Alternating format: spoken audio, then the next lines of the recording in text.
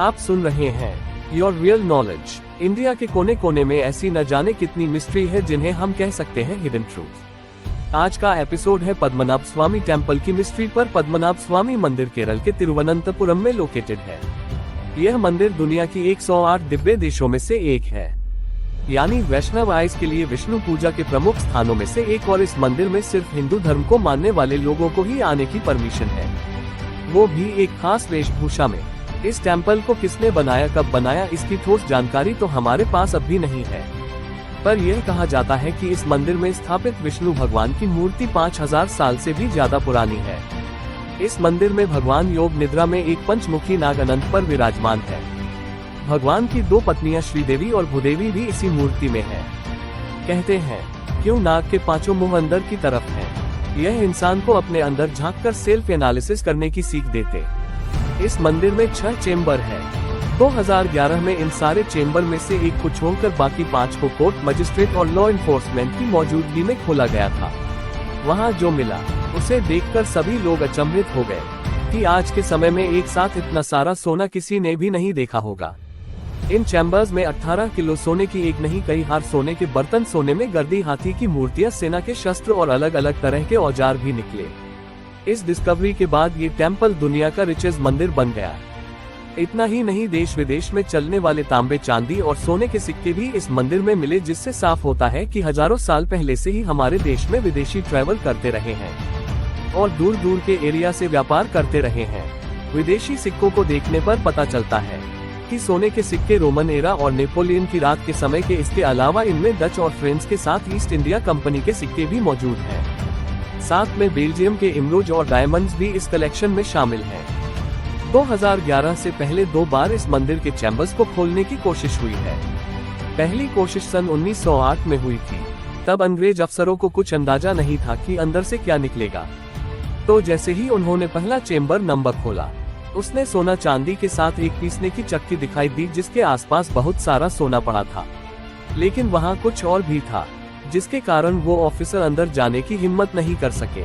और वो थे बहुत सारे कोबरास। इन सांपों की तादाद इतनी ज्यादा थी कि वहाँ मौजूद सारे लोग उल्टे पैर वापस हो लिए। फिर कई साल तक उन्होंने खोलने की हिम्मत नहीं थी। दूसरी कोशिश हुई सन 1936 में। यह कोशिश तब हुई जब त्रावणकोर स्टेट के पास पैसे की कमी हो गई थी। तब के राजा ने सोचा कि चेंबर खोलकर वहाँ मिलने वाला सोना जनता के भले के लिए इस्तेमाल किया जाए। इस बार चेंबर नंबर 2 खोलने की कोशिश हुई। इस चेंबर से मंदिर की दान पेटियों जैसे दिखने वाले, जिनमें ढेर सारा सोना था, लेकिन उनमें से कितना सोना निकाला गया इस बारे में कोई कॉन्क्रीट इंफॉर्मेशन अवेलेबल नहीं है। लेकिन 1936 में चेंबर खोलने वाले लोगों ने कुछ तो ऐसा देखा जिससे उन्हें चेंबर को फिर खोलने में डर लगने लगा।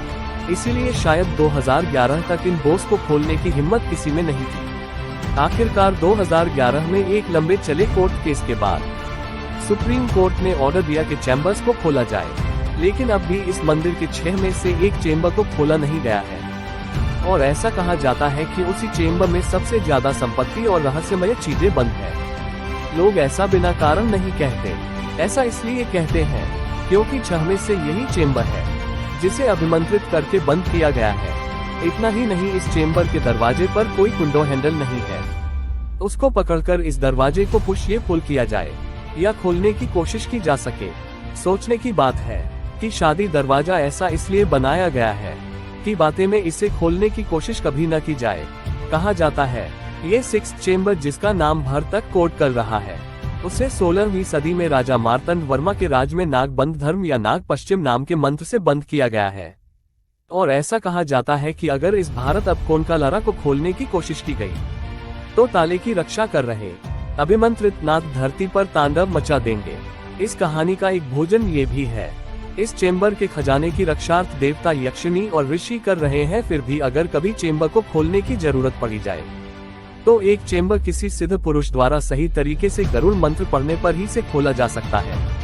इस चेंबर के दरवाजे पर महाविष्णु की सारी 3 फीट की प्रतिमा भी है, जिसमें रत्न और हीरे लगे हुए हैं, जिससे ऐसा आता है जैसे खुद विष्णु भगवान ही इस चेंबर की रक्षा स्वयं कर रहे। इतना ही नहीं, गुर की रॉयल फैमिली ने साफ शब्दों में कहा है कि चेंबर कभी खोला नहीं जाना चाहिए। इस बारे में रॉयल फैमिली का कहना है कि रास्ता शिव मंदिर के गर्भगृह तक जाता है और ये रास्ता आम जनता को दिखाने से मंदिर की पवित्रता खंडित हो सकती है।